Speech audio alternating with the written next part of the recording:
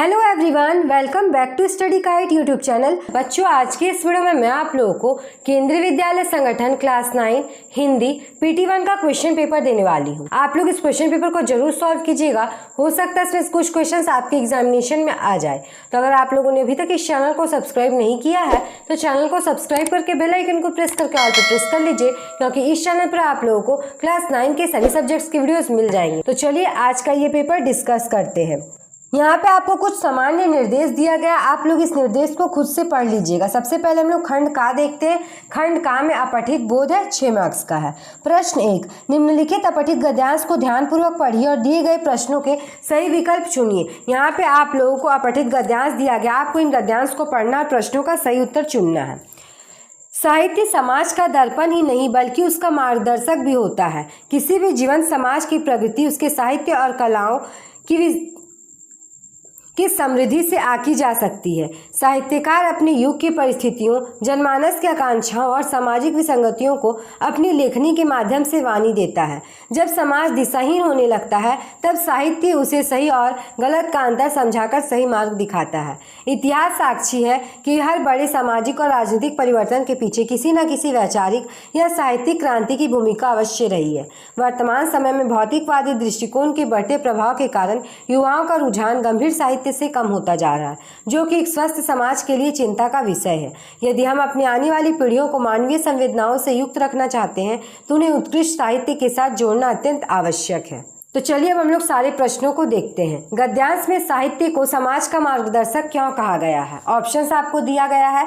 क्योंकि यह समाज को भौतिक सुख साधनों की ओर ले जाता है, क्योंकि यह समाज को सही और गलत का अंतर समझाकर सही राह दिखाता है, क्योंकि यह पुरानी रूढ़ियों को बिना सोचे समझे अपनाने पर बल देता है, क्योंकि यह केवल मनोरंजन का साधन है। तो इस प्रश्न का सही उत्तर होगा क्योंकि यह समाज को सही और गलत का अंतर समझाकर सही राह दिखाता है। दूसरा प्रश्न है, किसी भी जीवन समाज की प्रगति का आकलन किस प्रकार किया जा सकता है? उसके पास उपलब्ध सैन्य शक्ति से, उसके आर्थिक लेन देन और व्यापारिक मुनाफे से, उसके साहित्य और कलाओं की समृद्धि से, वहाँ के नागरिकों की संख्याओं से। तो इस प्रश्न का सही उत्तर होगा उसके साहित्य और कलाओं की समृद्धि से। तीसरा प्रश्न है, हर बड़े सामाजिक और राजनीतिक परिवर्तन के पीछे किसकी भूमिका रही है? केवल शासकों के आदेशों की, वैचारिक या साहित्यिक क्रांति की, प्राकृतिक आपदाओं की, आधुनिक कारखानों की? तो इस प्रश्न का सही उत्तर होगा वैचारिक या साहित्यिक क्रांति की। चौथा प्रश्न है, वर्तमान समय में युवाओं का रुझान गंभीर साहित्य से कम होने का क्या कारण है? ऑप्शंस आपको दिया गया है। देश में पुस्तकालयों का ना होना, बढ़ता हुआ भौतिकवादी दृष्टिकोण, साहित्य की भाषा का अत्यधिक सरल होना, शिक्षा व्यवस्था का पूर्णतः समाप्त हो जाना। तो इस प्रश्न का सही उत्तर होगा ऑप्शन खा, बढ़ता हुआ भौतिकवादी दृष्टिकोण। साहित्यकार शब्द में प्रयुक्त प्रत्यय कौन सा है? कार, आर, इत, यर? तो इस प्रश्न का सही उत्तर होगा कार। कार जो है साहित्यकार शब्द में प्रयुक्त प्रत्यय है।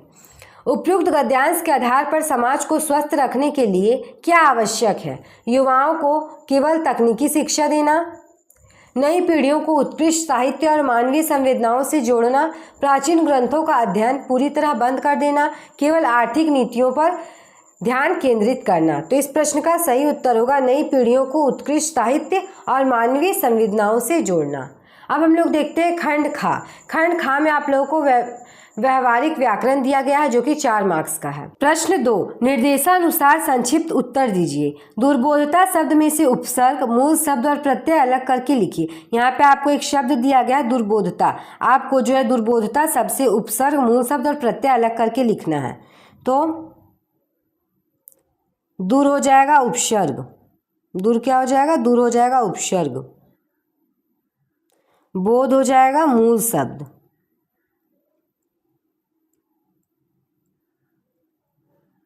दूर हो जाएगा उपसर्ग, मूल हो जाएगा, बोध हो जाएगा मूल शब्द और ता हो जाएगा प्रत्यय। आपको जो है दुर्बोधता सबसे उपसर्ग, मूल शब्द और प्रत्यय अलग करके लिखना है। तो दूर हो जाएगा उपसर्ग, बोध हो जाएगा मूल शब्द और ता हो जाएगा प्रत्यय। दूसरा प्रश्न है, निम्नलिखित समासिक पद का समास विग्रह करते हुए समास का भेद नाम बताइए। यहाँ पे आपको समासिक पद दिया गया, आपको समास विग्रह करते हुए समास का भेद या नाम बताना है।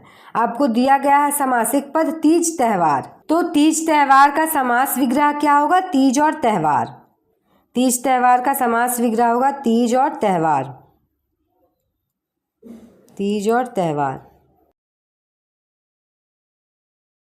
आपको जो है समास भेद का भी नाम बताना, तो समास भेद हो जाएगा द्वंद्व समास। समास भेद हो जाएगा द्वंद्व समास। तीज त्यौहार का समास विग्रह होगा तीज और त्यौहार, और आपको समास भेद बताना, तो समास भेद हो जाएगा द्वंद्व समास। अगला प्रश्न देखते हैं। अर्थ के आधार पर निम्नलिखित वाक्य का भेद प्रकार लिखिए। यहाँ पे आपको एक वाक्य दिया गया है, आपको जो अर्थ के आधार पर इसका वाक्य भेद लिखना है। क्या प्राणी सचमुच पिंजरे में बंद रहने के आदी हो सकते हैं? आपको वाक्य दिया गया है, क्या प्राणी सचमुच पिंजरे में बंद रहने के आदी हो सकते हैं? तो ये किस तरह का वाक्य है? तो ये प्रश्नवाचक वाक्य है। प्रश्नवाचक वाक्य है। चौथा प्रश्न है, निम्नलिखित वाक्य में प्रयुक्त क्रिया विशेषण युक्त अव्ययी भाव समास का शब्द छांटकर लिखिए। यहाँ पे आपको एक वाक्य दिया गया है, आपको जो है अव्ययी भाव समास छांटकर लिखना है। वह तोते को पिंजरे में रखकर दिन प्रतिदिन पाठ पढ़ाने लगा। आपको यहाँ पे एक वाक्य दिया गया, वह तोते को पिंजरे में रखकर दिन प्रतिदिन पाठ पढ़ाने लगे। आपको जो है अव्ययी भाव समास छांटकर लिखना। तो अव्ययी भाव समास क्या है? दिन प्रतिदिन। अगला हम लोग देखते हैं खंडगा। खंडगा में आप लोगों को पाठ्य पुस्तक से 20 मार्क का प्रश्न पूछा गया है। प्रश्न 3, निम्नलिखित पठित गद्यांश को ध्यानपूर्वक पढ़कर पूछे गए प्रश्नों के सही विकल्प चुनिए। आपको यहाँ पे एक गद्यांश दिया गया, आपको इस गद्यांश को पढ़ना है और प्रश्नों का सही उत्तर करना है। 5 मार्क्स का क्वेश्चन है। दोनों मित्र जान हथेलियों पर लेकर लपके। सांड को भी संगठित शत्रुओं से लड़ने का तजुर्बा ना था। वह तो एक शत्रु से मल्लयुद्ध करने का आदी था। ज्यों ही हीरा पर झपटा, मोती ने पीछे से दौड़ाया। सांड उसकी तरफ मुड़ा तो हीरे ने रंगेदा। सांड चाहता था कि एक एक करके दोनों को गिरा ले, पर ये दोनों भी उस्ताद थे, उसे यह अवसर ना देते। एक बार सांड झल्ला कर हीरा का अंत कर देने के लिए चला कि मोती ने बगल से आकर उसके पेट में सींग भोंक दी। सांड क्रोध में आकर पीछे फिरा तो हीरा ने दूसरे पहलू में सींग चुभा दिया। आखिर बेचारा जख्मी होकर भागा और दोनों मित्रों ने दूर तक उसका पीछा किया, यहाँ तक कि सांड बेदम होकर गिर पड़ा। तब दोनों ने उसे छोड़ दिया। अब प्रश्न पूछा गया है, सांड को किस प्रकार के शत्रुओं से लड़ने का तजुर्बा अनुभव नहीं था? अपने से बड़े और शक्तिशाली शत्रुओं से, संगठित अर्थात एक साथ मिलकर लड़ने वाले शत्रुओं से, मुख भाषा में बात करने वाले शत्रुओं से, भाग खड़े होने वाले डरपोक शत्रुओं से। तो इस प्रश्न का सही उत्तर क्या होगा? संगठित अर्थात एक साथ मिलकर लड़ने वाले शत्रुओं से। यहाँ पे आपको लिख कर दिया गया है, सांड को भी संगठित शत्रुओं से लड़ने का तजुर्बा ना था। तो इस प्रश्न का सही उत्तर हो जाएगा संगठित अर्थात एक साथ मिलकर लड़ने वाले शत्रुओं से। दूसरा प्रश्न है, जब सांड हीरा पर झपटता तब मोती क्या चाल चलता था? वह डर कर दूर खड़ा हो जाता था, वह पीछे से दौड़कर सांड का ध्यान भटकाता था, वह हीरा को भागने का इशारा करता था, वह खाई में कूद जाता था। तो इस प्रश्न का सही उत्तर होगा वह पीछे से दौड़कर सांड का ध्यान भटकाता था। तीसरा प्रश्न है, हीरा और मोती ने अपनी उस्तादी का परिचय किस प्रकार दिया? वे सांड को एक एक करके मुकाबला करने का अवसर दे रहे थे। वे सांड को अकेला पाकर खुद भाग गए। उन्होंने सांड को एक साथ मिलकर उलझाए रखा और उसे हावी होने का अवसर नहीं दिया। उन्होंने गांव वालों को मदद के लिए बुलाया।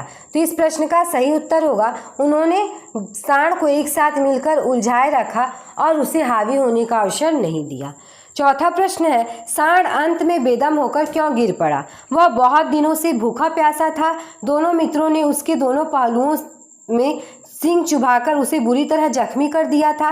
वह मटर के खेत की कीचड़ में फंस गया था। वह रास्ते का ज्ञान भूल गया था। तो इस प्रश्न का सही उत्तर होगा दोनों मित्रों ने उसके दोनों पहलुओं में सींग चुभाकर उसे बुरी तरह जख्मी कर दिया था। अगला प्रश्न है, जान हथेलियों पर लेकर लपकना मुहावरे का क्या अर्थ है? अपनी जान बचाने के लिए भाग जाना, हथेली पर कोई कीमती वस्तु रखना, घोर संकट या मृत्यु की परवाह किए बिना साहसपूर्वक आगे बढ़ना, किसी के सामने दया की भीख मांगना। तो इस प्रश्न का सही उत्तर होगा घोर संकट या मृत्यु की परवाह किए बिना साहसपूर्वक आगे बढ़ना। अगला हम लोग देखते हैं प्रश्न 4, निम्नलिखित 8 प्रश्नों में से किन्हीं 6 प्रश्नों के उत्तर 25 से 30 शब्दों में दीजिए। यहाँ पे आप लोगों को 8 प्रश्न दिया गया, आपको जो है 6 प्रश्नों का उत्तर करना 25 से 30 शब्दों में। 2 मार्क्स का क्वेश्चन है। तो पहले आप लोग सारे क्वेश्चंस को देख लीजिए, उसके बाद मैं आपको एक एक करके सारे आंसर्स को दिखा दूंगी। पहला क्वेश्चन है, 2 बैलों की कथा में हीरा ने मोती को घिरे हुए बैरी पर सिंह न चलाना चाहिए कहकर किस उत्तम भारतीय मूल्य की ओर संकेत किया है। दूसरा प्रश्न है, कांजी हाउस में बंद अन्य जानवरों घोड़ियां, बकरियां, भैंसें की जान बचाने के लिए मोती ने क्या साहसिक कदम उठाया। तीसरा प्रश्न है, जूरी की पत्नी ने शुरुआत में बैलों को नमक हराम क्यों कहा और बाद में कहानी के अंत में उसके व्यवहार में क्या परिवर्तन आया। चौथा प्रश्न है, संवादहीन कहानी के अनुसार ताई को कुंभ स्नान के लिए प्रयागराज जाते समय मिट्ठू को लेकर क्या धर्म संकट और चिंता थी। पांचवा प्रश्न है, जगन मास्टर की पत्नी ने अपने पति से सलाह लिए बिना ताई के मिट्ठू को अपने घर रखने की जिम्मेदारी क्यों ली थी।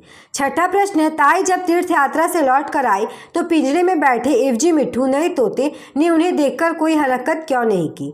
सातवां प्रश्न है, क्या लिखूं निबंध में लेखक ने कादम्बरी के रचयिता वानभट्ट और सेनापति की लेखन शैली की क्या विशेषताएं बताई हैं। आठवां प्रश्न है, निबंध शास्त्र के आचार्यों के अनुसार एक आदर्श निबंध के 2 प्रधान अंग कौन से हैं और निबंध का आकार कैसा होना चाहिए। तो आपको जो है यहाँ पे 8 प्रश्न दिया गया, आपको जो है 6 प्रश्न का उत्तर करना है। तो चलिए अब हम लोग एक एक करके सारे प्रश्नों के उत्तर को देखते हैं। पहला प्रश्न का उत्तर होगा, हीरा ने मोती को घिरे हुए शत्रु पर वार न करने की सीख देकर दया, क्षमा, उदारता और मानवता जैसे उच्च मानवीय मूल्यों की ओर संकेत किया है। उसका मानना था कि पराजित शत्रु पर आक्रमण करना उचित नहीं है। तो इस प्रश्न के उत्तर में आप लोग लिखिएगा कि हीरा ने मोती को घिरे हुए शत्रु पर वार नहीं करना चाहिए, ऐसा कहकर जो है दया, क्षमा, उदारता और मानवता जैसे मानवीय मूल्यों की ओर संकेत किया है और उसका मानना था कि हारे हुए शत्रु पर कभी भी आक्रमण करना उचित नहीं है। दूसरा प्रश्न है, कांजी हाउस में बंद अन्य जानवरों की जान बचाने के लिए मोती ने क्या साहसिक कदम उठाया।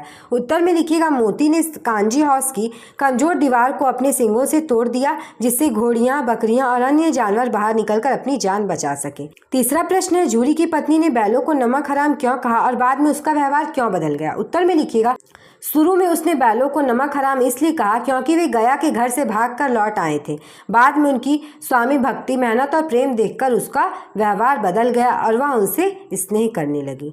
चौथा प्रश्न है, संवादहीन कहानी के अनुसार ताई को कुंभ स्नान जाते समय मिट्ठू की क्या चिंता थी। तो उत्तर में लिखिएगा, ताई को चिंता थी कि उनकी अनुपस्थिति में मिट्ठू की देखभाल कौन करेगा, उसे समय पर दाना पानी मिलेगा या नहीं तथा वह सुरक्षित रहेगा या नहीं। पांचवा प्रश्न के उत्तर में लिखिएगा, मास्टराइन जानती थी कि ताई मिट्ठू से बहुत प्रेम करती है, इसलिए उन्होंने ताई की चिंता दूर करने और पड़ोसी धर्म निभाने के लिए मिट्ठू की देखभाल की जिम्मेदारी ली।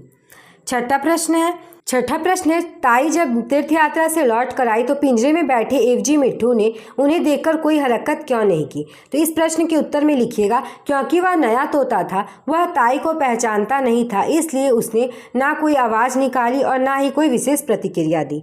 सातवां प्रश्न है, क्या लिखूं निबंध में लेखक ने कादम्बरी के रचयिता वानभट्ट और सेनापति की लेखन शैली की क्या विशेषताएं बताई है। तो इस प्रश्न के उत्तर में लिखिएगा, लेखक के अनुसार वानभट्ट की शैली अलंकारपूर्ण और शब्दाडंबर युक्त थी, जबकि सेनापति की शैली सरल, स्वाभाविक, प्रभावशाली तथा रोचक थी।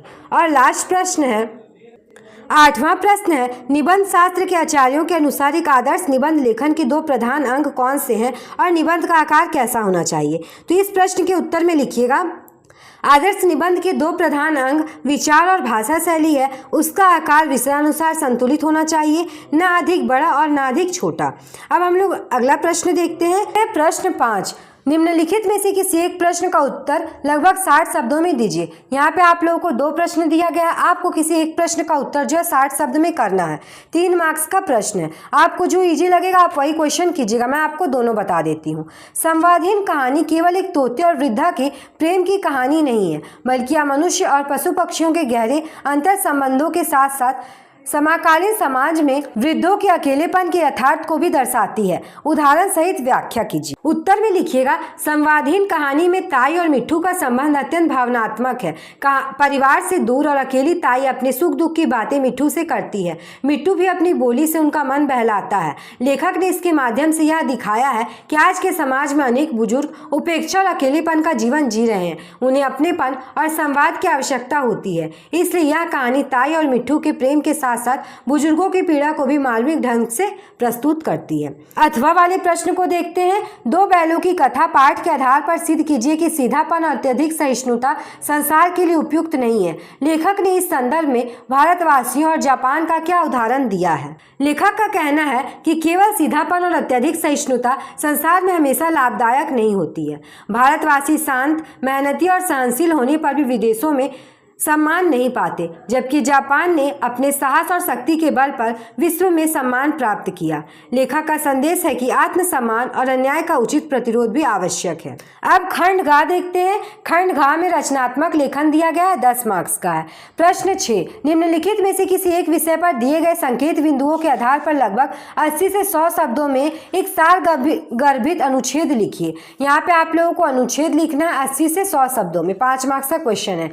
मानव जीवन में संवाद, बातचीत का महत्व। संकेत बिंदु आपको दिया गया है। संवाद की परिभाषा, अकेलेपन को दूर करने में भूमिका, मुक्त प्राणियों की भावनाएं, संवादहीनता के दुष्परिणाम।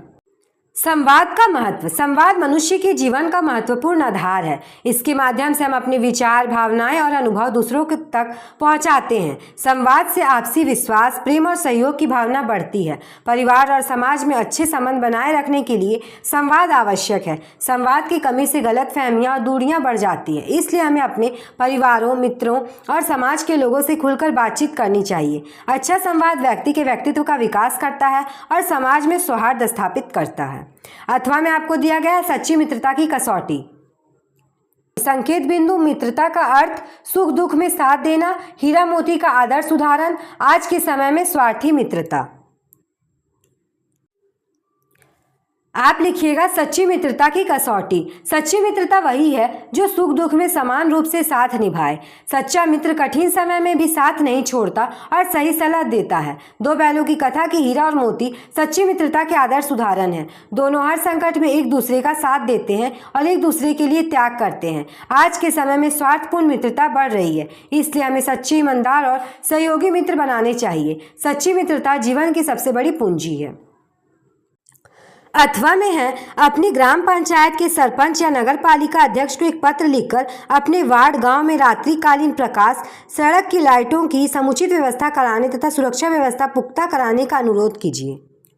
लिखिएगा सेवा में श्रीमान सरपंच महोदय, ग्राम पंचायत, यहाँ नाम लिख देना है। विषय, गांव में रात्रि के समय स्ट्रीट लाइट लगवाने हेतु प्रार्थना पत्र। महोदय, सविनय निवेदन यह है कि हमारे गांव की गलियों और मुख्य सड़कों पर रात्रि के समय पर्याप्त प्रकाश की व्यवस्था नहीं है। अंधेरा होने के कारण लोगों को आने जाने में कठिनाई होती है तथा दुर्घटना और चोरी जैसी घटनाओं का भी डर बना रहता है। विद्यार्थियों, महिलाओं और बुजुर्गों को विशेष परेशानी का सामना करना पड़ता है। अतः आपसे नम्र निवेदन है कि हमारे गाँव की मुख्य सड़कों और गलियों में शीघ्र स्ट्रीट लाइट लगवाने की कृपा करें ताकि ग्रामीणों को सुरक्षित आवागमन की सुविधा मिल सके। धन्यवाद। भवदी, आप अपना नाम, कक्षा और दिनांक लिख दीजिएगा। 7वां प्रश्न है, निम्नलिखित में से किसी एक प्रश्न का उत्तर अपनी रचनात्मक क्षमता के आधार पर दीजिए। 5 मार्क्स का प्रश्न है। कुंभ स्थान की यात्रा से ठीक पहले ताई और जगन मास्टर की घरवाली के बीच मिट्ठू की देखरेख और उसकी सुरक्षा को लेकर जो बातचीत हुई होगी उसे लगभग 80 शब्दों में एक संवाद के रूप में लिखिए। अथवा मान लीजिए कि आपके विद्यालय PM श्री केंद्र विद्यालय के हिंदी विभाग द्वारा कथा सम्राट प्रेमचंद की प्रासंगिकता विषय पर एक अंतर सदन वाद विवाद प्रतियोगिता आयोजित की जा रही है। कक्षा 9वीं से 12वीं तक के छात्रों को सूचित करते हुए लगभग 50 शब्दों में एक सूचना का प्रारूप तैयार कीजिए। आपको यहाँ पे 2 प्रश्न दिया गया है, आपको किसी एक प्रश्न को करना है। पहले वाले में आपको संवाद लिखना है और दूसरे वाले में आपको जो है सूचना का प्रारूप तैयार करना है। तो आपको जो इजी लगेगा आप वो कीजिएगा, मैं आपको दोनों बता दे रही हूँ। पहले संवाद लेखन देखते हैं। ताई और मास्टराइन के बीच संवाद। ताई, बहू मैं कुंभ स्नान जा रही हूँ, मिट्ठू की बहुत चिंता हो रही है। मास्टराइन, ताई आप बिल्कुल चिंता मत कीजिए, मिट्ठू मेरे पास सुरक्षित रहेगा। ताई, उसे समय पर दाना पानी देना और उससे बातें भी कर लेना। मास्टराइन, जी ताई, मैं उसकी अच्छी तरह देखभाल करूंगी। ताई, भगवान तुम्हारा भला करे, अब मैं निश्चिंत होकर यात्रा पर जा सकती हूँ। मास्टराइन, आप निश्चिंत होकर जाइए, मिट्ठू की पूरी जिम्मेदारी मेरी है। और अथवा में आपको सूचना लेखन लिखना है तो आप लिख सकते हैं PM श्री केंद्र विद्यालय सूचना दिनांक डाल दीजिएगा। विद्यालय में कक्षा 9 से 12 तक के विद्यार्थियों के लिए प्रेमचंद की प्रासंगिकता विषय पर अंतर सदन वाद विवाद प्रतियोगिता का आयोजन किया जा रहा है।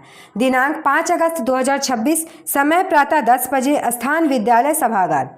इच्छुक विद्यार्थी 2 अगस्त 2026 तक हिंदी विभाग में अपना नाम दर्ज कराएं।